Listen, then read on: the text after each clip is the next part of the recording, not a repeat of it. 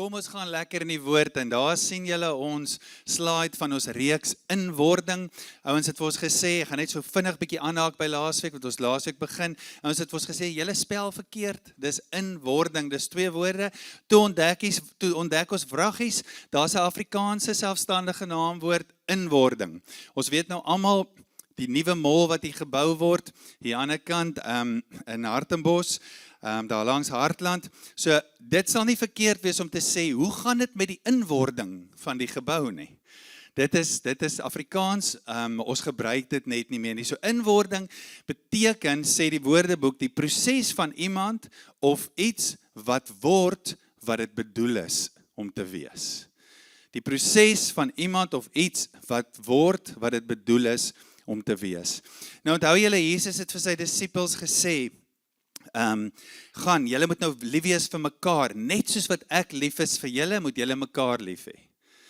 Nou dit was 'n groot opdrag, en dit is 'n roeping. Paulus praat van die woord roeping, en baie van sy briewe beskryf hy, dit is 'n roeping. Dit wat ons word, is ons roeping, dit is ons inwording. Nou hoor gou die Korintiërsbrief, ons praat hierdie jaar baie uit Korintiërs uit, nou net vinnig, die Korintiërs gemeente, weet ons, was 'n baie aanstaande gemeente in 'n groot hawe stad. Paulus is so 4 jaar weg van die gemeente af, wanneer hy dan vir hulle die brief skryf, maar ons weet ook, hierdie gemeente was geroep om 'n spesifieke iets te word en te wees, en toe gaan hulle so 'n bietjie van die pad af. Ons het laas week baie gepraat oor die pad van liefde waarop ons stap. So, nou net gou in jou agterkop, Paulus skryf nou vir 'n gemeente, hy skryf dringend vir hulle, want daar gebeur allerlei goed in die gemeente, ons het dit genoem, nee, mense vat mekaar hof toe, hulle die eredienste is deur mekaar, hulle breek oor hulle gawes, wie se gawe is die belangrikste, daar's immoraliteit, allerlei goeders, hulle lyk alles behalwe soos die gemeente van God. So dit alles het nou al gebeur, hy weet van dit.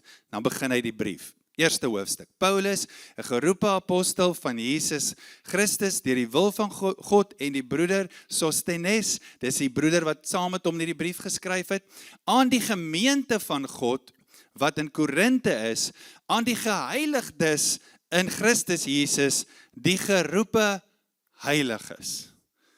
Can you believe it? Paulus is nie daar nie, hy kry al hierdie nuus. Hy skryf 'n brief. Hy noem hulle nog steeds die gemeente. Hy noem hulle nog steeds die geheiligdes. Hy noem hulle nog steeds die geroepenes. En die woord wat hy vir gemeente gebruik is die woord ekklesia. Hy spreek hulle aan as die gemeente, die ekklesia van God, 'n woord wat hulle baie goed geken het. Daarso, Korinte, 1000 kilometer weg van Rome, partykeer het hulle gesê, we are more Rome than Rome itself. Want dis wat die Romeine gedoen het, hulle het in ander stede en plekke Romeinse kolonies gaan vestig, en hulle dit dan so beïnvloed, dat dit later gelyk het of dit meer Romeins was, as in Rome. So, dit is die woord wat Paulus gebruik, om hierdie gemeente wat begin het in Korintiërs te noem. Julle is die ekklesia van God. Julle is die voorlopers van wat? Om die hemelse kultuur, die koninkrykskultuur hier op aarde te bring. Dit is julle roeping, maar nou gaan Paulus skryf, jy gaan sien, hy gaan vir hulle sê, julle is besig om hierdie roeping te mis. Julle moet die kultuur van die koninkryk van God bring, en daar's 'n doel vir hierdie roeping. Wanneer ons die koninkryk van God, die kultuur bring, is dit soos Jesus wat sy bediening op aarde begin het. Mense was aangetrokke tot Jesus. Daar's 'n Nikodemus, hy gaan in die nag skelm. Hy's so bang vir die owerpriesters en die skrifgeleerdes, maar hy gaan in die nag na Jesus toe, want hy het iets by Jesus gesien in sy lewe wat anders is, en hy wou dit hê. En wanneer ons die ekklesia van God is, wat die koninkryk van die hemel hier op aarde bring, dan sien die wêreld dit raak 'n uitnodiging na die nuwe lewe, die nuwe tipe mens lewe in Christus. So, ons is die stem van die hemelse heerskappy hier op die aarde. Nou skryf Paulus, vroeg in die brief, sien ons, hy is bekommerd. Jy kan maar gaan lees, ek dink is daar by vers 10 al, dan begin hy. Dan sê hy, julle is verdeeld. Daar's partyskap onder julle. Dan mag nie partyskap, dan mag nie verskillende kringetjies gevorm word nie. So Paulus begin dadelik om die goed aan te spreek en hy sê, ja, daar's iets fout met julle inwording. Julle is geroep vir iets, maar julle is besig om iets anders te word.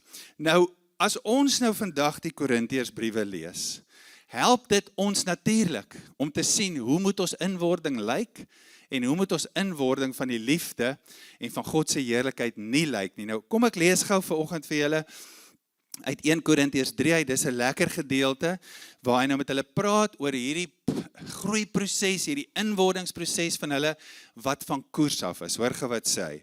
En ek, broeders, kon met julle nie spreek soos met geestelike mense nie, maar soos met vleeslike, soos met klein kinders in Christus. Ek het julle met melk gevoed. So, hy het dit nou al gedoen, hè? Nie met vaste spys nie, want julle was nog nie daartoe in staat nie. Ons sien iets baie belangriks hier aan. Hy sê, ek het dit al gedoen. Ek het met julle gewerk, ek het julle gevoed met melk, nie met vaste spys nie, want julle was nog klein kinders in Christus.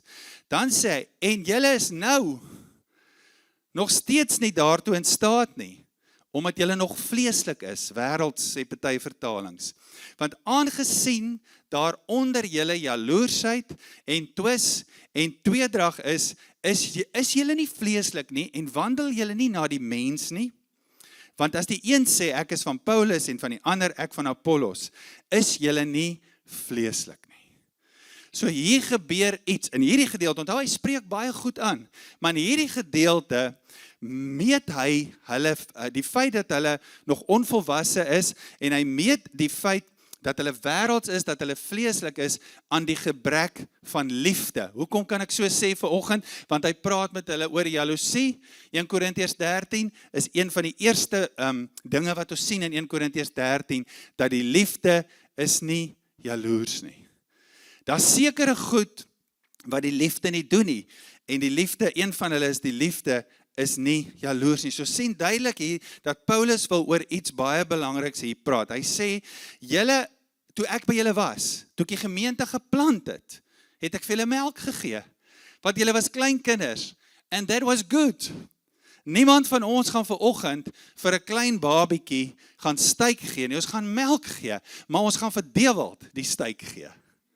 So Paulus sê, julle het tot geloof gekom, toe gee ek vir julle melk, klein kinders, is good, daar was niks fout daarmee nie.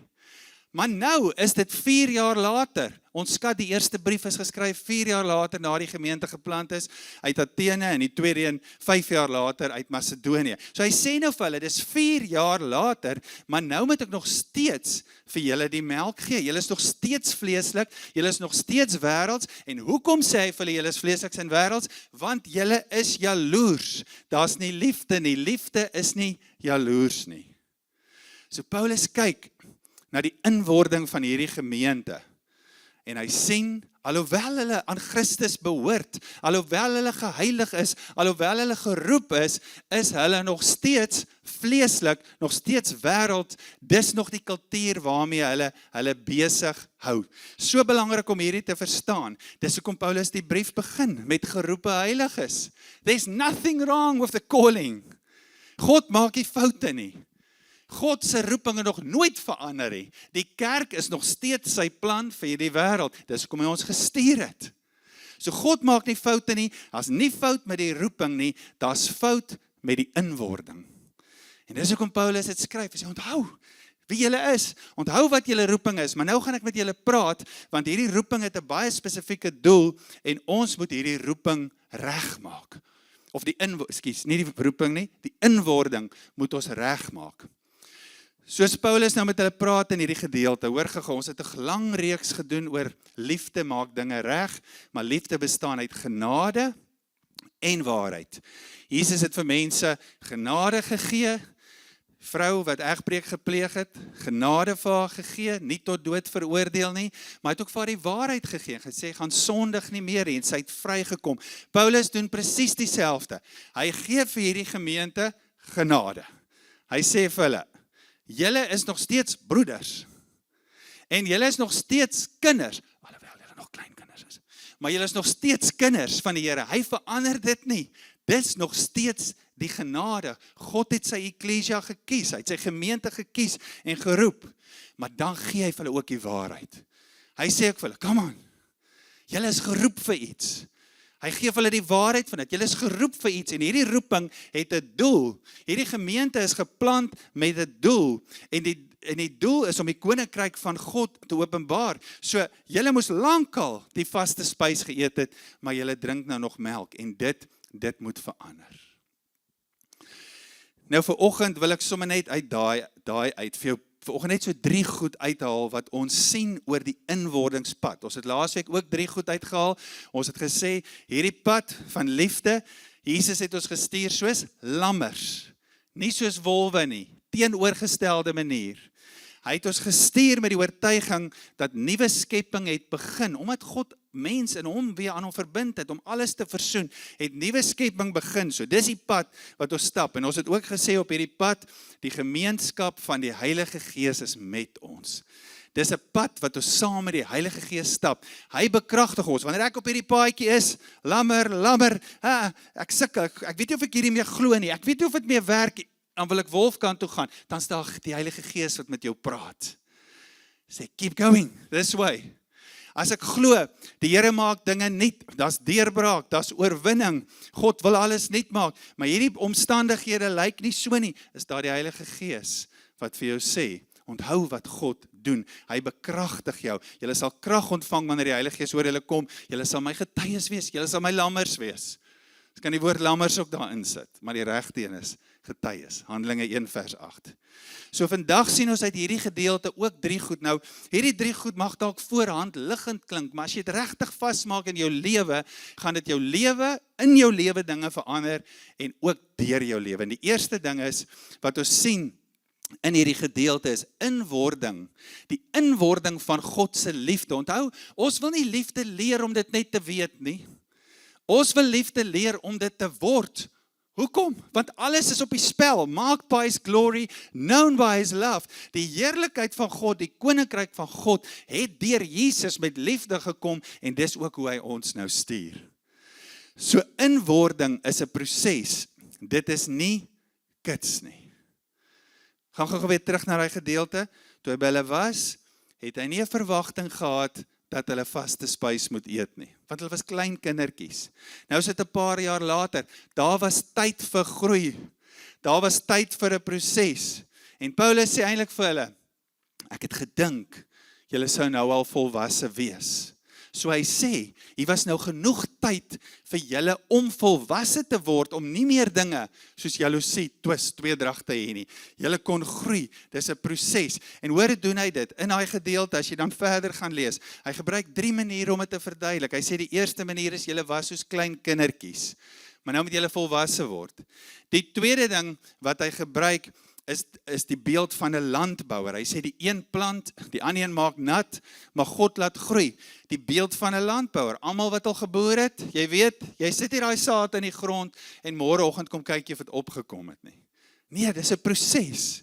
Die groei, die volwasse word is 'n proses. Dan gebruik hy die beeld van 'n gebou. Hy praat oor hoe bou jy 'n gebou, nee, daar's 'n fondament en dan verrys die gebou. En in al hierdie voorbeelde probeer Paulus dan vir ons sê, dis nie kits nie, dis 'n proses.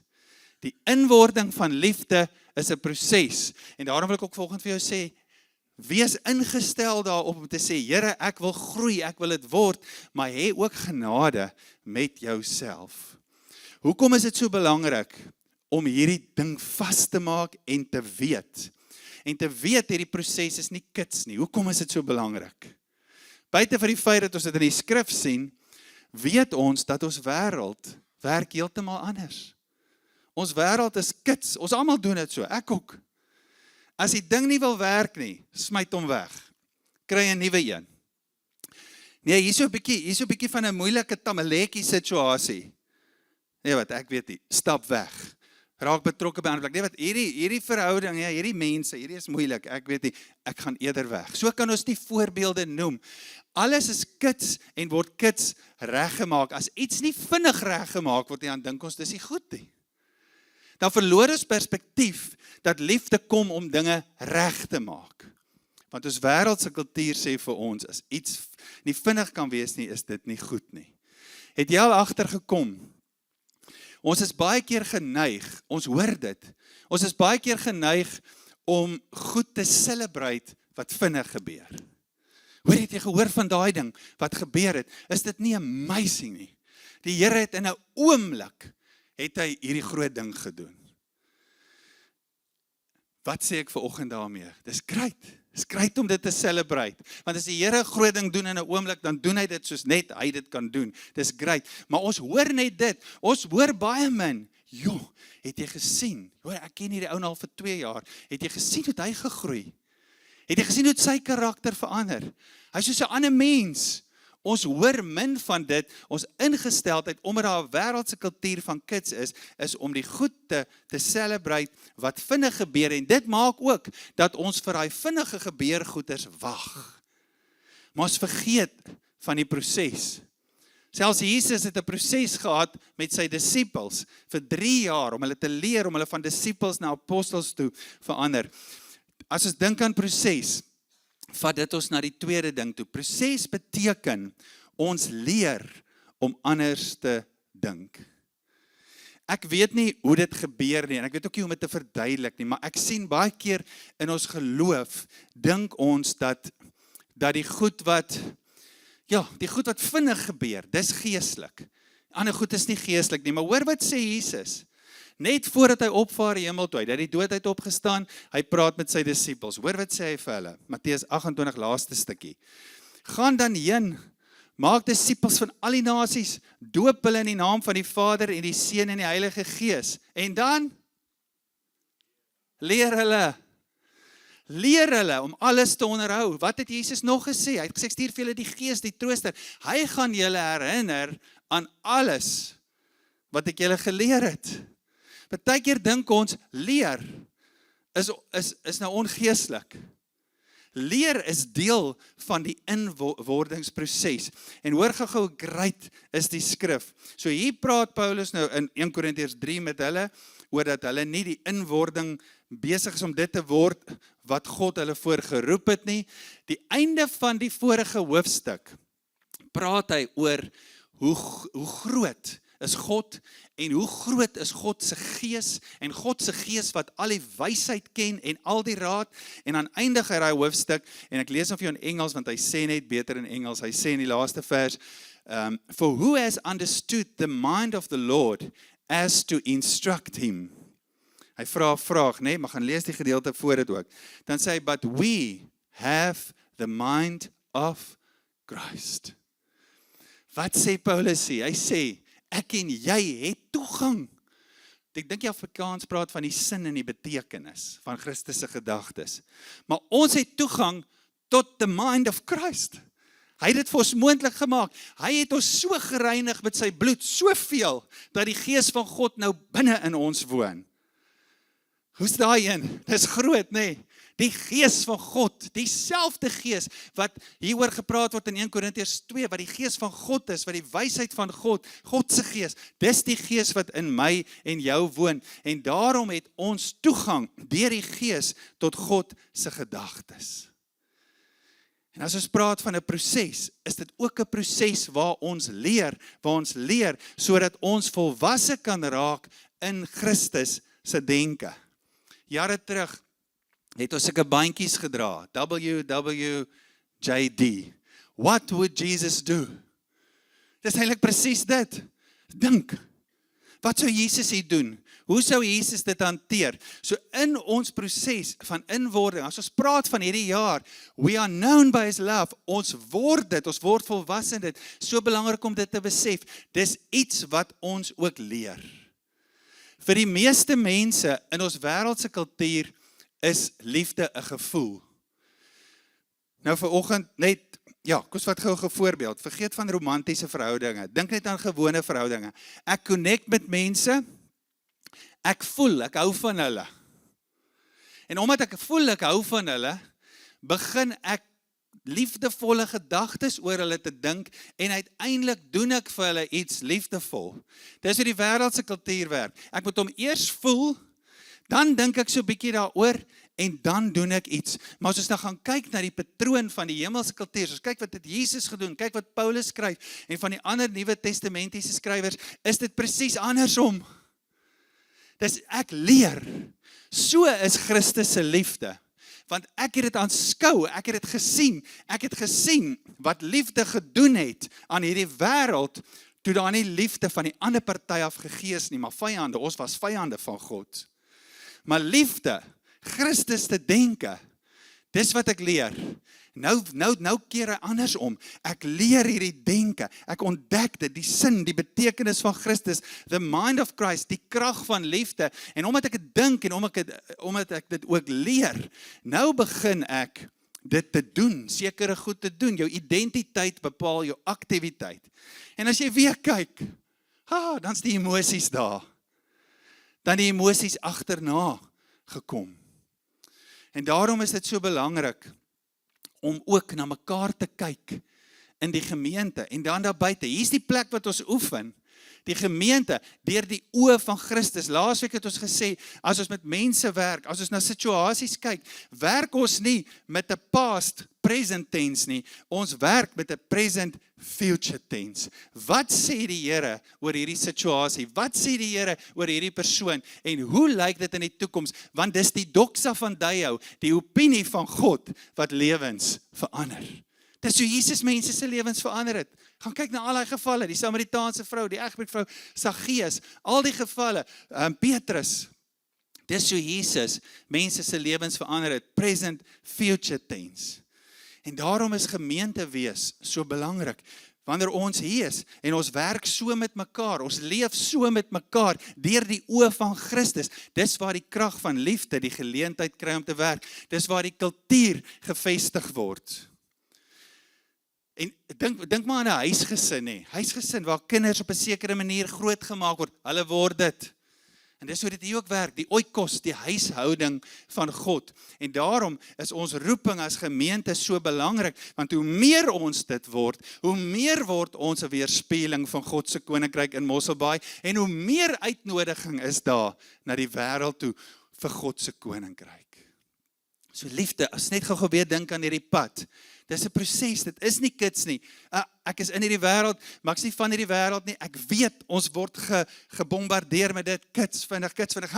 Maar God se pad is anders. Dis 'n proses. Ek commit myself tot dit. Op hierdie pad weet ek ook dat ek leer. Ek leer, dis belangrik dat ek leer. As jy wil weet hoe Jesus is, gaan lees die evangelies. Gaan lees die evangelies. Ek dink, die bandjie, what would Jesus do? Ons leer om so oor mekaar te dink. En dan die derde ding, wat ook uitstaan, is in die Nuwe Testament, is dat wanneer ons praat van die eklesia van God, is dit 'n liggaam. 'n Liggaam met verskillende liggaamsdele, waarvan ons almal deel is. Elkeen het 'n liggaamsdeel.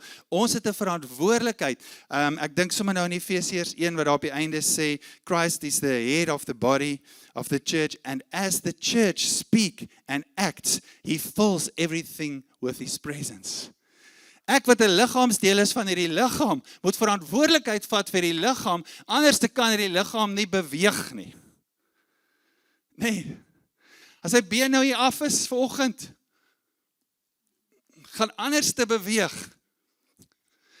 Maar as die liggaam verantwoordelikheid vat, kan die liggaam met momentum, met krag beweeg. Soos elkeen het verantwoordelikheid in die gemeente, in die eklesia van God, sodat die gemeente die momentum kan hê wat hy moet hê. Dis hoekom Paulus ook hierdie Korintiërs gemeente aanspreek. Hy sê, kan julle nie sien hoe verlam jaloesie en twis en tweedrag julle? Kan julle dit nie sien nie? Raak volwasse. Nou net in die Nuwe Testament is daar 'n verskriklike klomp mekaar begrippe. Party mense sê 21, party sê 26. Ek weet self nie presies hoeveel dit is nie, maar wat ek wel weet, die woord mekaar word 59 keer gebruik in die Nuwe Testament as 'n opdrag. As die woordjie mekaar voorkom in die Grieks, is dit 'n opdrag. 'n Opdrag om verantwoordelikheid te vat vir die eklesia, want ons het 'n roeping om vir die liggaam momentum te gee. Nou ek wil vanoggend, iemand het vir tussen die twee dienste gesê, toe hy dit sien, toe skrik hy in boegelaam, toe dink hy, ek gaan oor elkeen praat. Ek gaan nie hoor, ek beloof. Ek het sommer vir jou net gou die eerste 20 gaan uithaal. Hoor gou hoe lyk die mekaar begrippe. Nou terwyl ek dit vir jou lees, wil ek hê jy moet net hoor, in al hierdie begrippe, kan jy sien, kan jy hoor, as hierdie goed gaan gebeur, onthou dis 'n proses, dis 'n commitment, ek vat verantwoordelikheid, ek kies God se manier. Jesus, sy voorbeeld, ek kies daai manier. Dink gou terwyl ek dit lees, kan jy sien, hoe kan die koninkryk van God kom, in mense se lewens, in situasies, wanneer ons hierdie goed gaan doen. So ons begin nou te raak, aan hoe lyk dit? Hoe lyk dit as ons sê, ons liefde, ons word liefde, hoe lyk dit? Hoor gou. Wees deel van mekaar. Dra mekaar se laste. Bid vir mekaar. Bemoedig mekaar. Vermaan mekaar. Hou vrede onder mekaar. Dien mekaar in liefde. Goed wat ons sal dink is nie eers belangrik nie, wat verskriklik belangrik is. Wees hartlik teenoor mekaar. Wees gasvry teenoor mekaar. Vergewe mekaar. Vergewe mekaar. Vergifnis is ook belangrik vir jou. Iemand het ons een keer gesê, om met onvergewensgesindheid te loop is soos om gif te drink en te dink die ander persoon gaan iets oorkom. So hy slaan twee kante toe. Vergewe mekaar, wees onderdanig aan mekaar. Dink gou, as ons wêreld so gaan lyk, hoe gaan dit wees? Dit voel far-fetched, nee. Maar daarom roep God die Ecclesia, om dit te vestig, hier in Mosselbaai. Dis hoekom Doxa Deo, en ons is net een van baie ander lewendgewende gemeentes, maar dis hoekom ons sê, ons visie, ons strategie is in verskillende omgewings, het ons Ecclesias, kampusse, gemeentes, laat hierdie gemodelleer, gewys kan word, dat die krag van dit kan werk. Verdra mekaar in liefde. Verdra mekaar. Dit bring die koninkryk van God. Wees eensgesind onder mekaar, beteken ons stem oor alles saam nie. Maar ons is eensgesind. Wees lief vir mekaar, as nog 'n voorbeeld van hom. Dra sorg vir mekaar. Vriendelikheid, wraggies vriendelikheid. Vriendelikheid is belangrik. Wees vriendelik teenoor mekaar. As jy in 'n plek inloop en jy's vriendelik, you change the atmosphere. Maar kom daar soos 'n brombeer in, dan kyk jy wat gebeur. Wees vriendelik, is 'n opdrag, is 'n mekaar opdrag. It brings the kingdom of God. Moenie mekaar veroordeel nie. Moenie op mekaar jaloers wees nie. Daar is hy weer in Galasiërs ook. Moenie teen mekaar sug nie. Moenie mekaar beskinder nie. Okay, onthou gou. Dis 'n pad hierdie. Ons word dit. Dit hoef nie dekades te vat nie. Doxa Deo Mosselbaai, ons kan hierdie jaar baie volwasse raak in die liefde. Ons kan. Dit hoef nie ewigheid te vat nie. Okay, hier is hierdie pad, onthou dit. En op hierdie pad, dis 'n proses, ek vat verantwoordelikheid, denke, my denke werk die hele tyd. Wat sou Jesus doen? Gaan dit jou stretch? Ja, it's gonna stretch you. Maar jy kan God genoeg vertrou, dat sy manier, die lammer manier, gaan werk en nie die wolf manier nie. Waar is jou vertroue in wat hy sê? God said it, that settles it. Ek voel nie lus om jou te vergewe nie. Voel dit nie lus, die goed wat jy my gedoen het, voel nie lus om jou te vergewe nie. Maar ek leer by Christus. Die Gees, maak Christus se denke in my wakker. Daar kom 'n oortuiging, hy help my, hy bemagtig my, en ek kan tot aksie oorgaan om dit te doen. Where the Spirit of the Lord is, there's freedom. Ek voel sommer vanoggend terwyl ek preek baie sterk daaroor. As jy stoei met onvergewensgesindheid, it's killing you, let it go. Vra die Heilige Gees om jou te help. Hy kan. Laat gaan, daai onvergewensgesindheid. Jy gaan voel, hoe stretch jy? Jy gaan voel jy soos 'n rekkie wat wil breek, but you won't break. Jy's geroep om iets te word. Iemand het een keer gesê, God is more interested in our growth and in our character than our comfort. Hoekom? Omdat hy 'n sadistiese God is, nie alles behalwe. As ek net aan my eie kinders kyk, hy hou twee bloetjies van my wat nog groot is. I want the best for them. Ek wil die beste vir hulle, maar as kere wat ek weet in my gesprekke met hulle, of goed wat rondom hulle gebeur, hulle word nou gestretch, daai karakter word gestretch, and it's good for them. Dalk sit jy vanoggend En jy dink, want dit is die verkeerd as jy so dink nie, want onthou nou, daai ou tannie het ons gesê, dat die duiwel het net een goeie eienskap. Hy het geen leie haar op sy kop nie. Dit is nie lui om vir jou te lieg nie. Hou daarvan om vir jou te lieg. En dalk sit jy vanoggend en jy dink, ja, Nagel, in die 20 mekaar begrippe, 59 keer 'n opdrag. Ek kan nie eers my eie goedjies by mekaar hou nie. Ek kan nie eers aandag gee in my eie lewe nie. Hoe moet ek nog aandag gee aan die groei van dit in my lewe en dan nog die ekklesia, die gemeente help sodat hierdie kultuur gevestig kan word so that we can become a voice. Hoe moet ek dit ook nog reg kry? Onthou jy, God se koninkryk is 'n koninkryk van teenoorgesteldes. Onthou jy, toe hy op die berg staan en preek, sy eerste preek ooit, Jesus, toe sê hy die volgende: Daarom moet julle nie kwel en sê, wat sal ons eet? Of wat sal ons drink? Of wat sal ons aantrek nie? Ek wil hom volgens so 'n bietjie vertaal na hierdie konteks toe. Daarom moet julle nie kwel en sê, hoe sal ek nog aandag gee aan hierdie opdrag ook nie? Ek is te vas hierso. Want na al hierdie dinge soek die heidene, want julle hemelse Vader weet dat julle hierdie dinge nodig het. Maar soek eers die koninkryk van God en sy geregtigheid. Geregtigheid, righteousness, making things right, op sy manier, soek dit, en die ander dinge gaan vir julle bygevoeg word. Miskien gaan, wanneer ek en jy hierdie goed embrace, om ook te help met die ekklesia.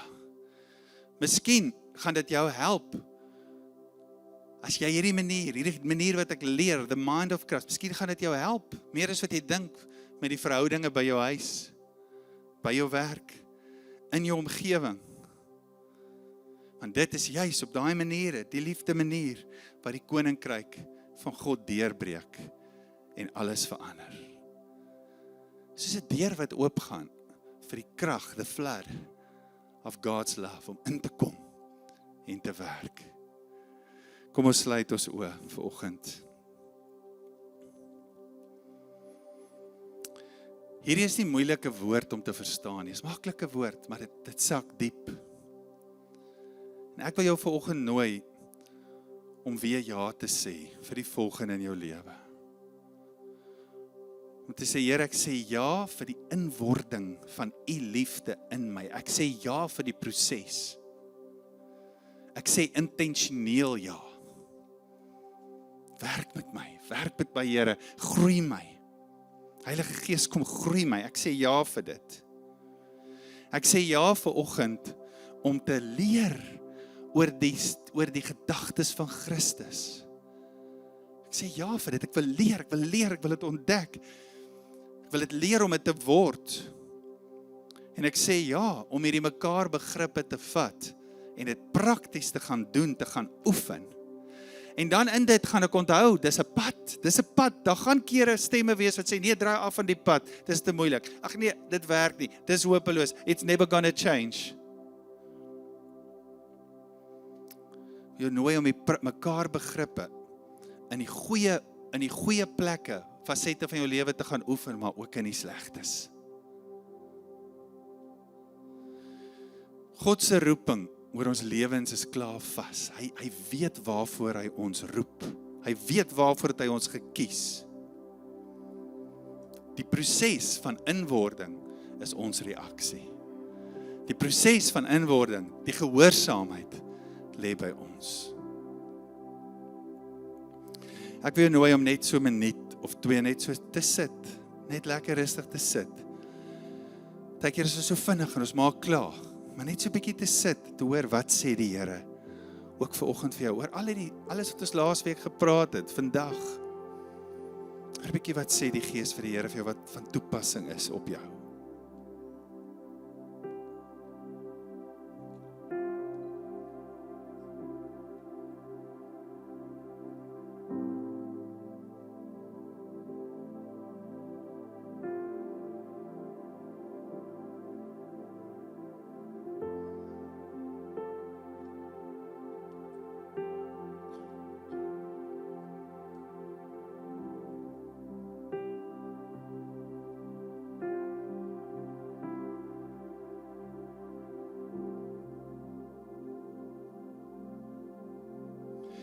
In ons vorige reeks het ons baie gepraat oor die troonkamer van God. Hoe lyk die troonkamer? Daar in die middel van die troon is die lam wat geslag is. God se koninkryk en God se liefde kan jy nie van mekaar skei nie. Dis een ding. Nee, die lam. Daarom stuur hy ons ook soos lammers. Die lammer manier, die liefde manier. En as ons volgende dink ook aan die lam in die middel van die troon, soos dink aan Jesus, dan is Jesus ons redder, hy is ons verlosser, maar hy is soveel meer as dit. As hy sentraal in ons lewe kom staan, as hy ons leefstyl, ons lewenswyse raak, is hy soveel meer as net ons verlosser. Hy is lewe, hy is oorvloed, alles van hom. Dis heerlik, dis skoonheid, dis mooi, dis krag, dis fonteine van lewende water. En Here, dis wat ons vir oggend kies. Om ook dit wat U sê, wie U is, wat ons gemodelleer is, om dit ook sentraal in ons lewens te sit. Dankie vir hierdie pad van groei. Dankie vir hierdie pad van inwording. Terwyl ons daaroor praat, Here, voel ons al klaar hoe die krag werk. Ons verbeel ons al sekere goed. Ons kan sien wat daar gaan gebeur. Daar as ek gaan vergewe. Wat gaan gebeur met my? Wanneer ons iets verbeel, dan word dit verbeeld. Ek kan al sien wat gebeur as ek daar gaan omgee, as ek daar gaan sorg. Ek kan al sien wat gaan gebeur as ek daar gaan stilhou en gaan bemoedig. Ek kan sien, Here. En daarom, Here, kom plaas ons U in die middel van ons lewe, nie net as 'n redder en 'n verlosser nie, maar die rigtingwyser van ons lewe. Die koning van ons lewe. Die outeur van ons geloof. Dankie vir die naam van Jesus, wat dit inhou, wat dit beteken.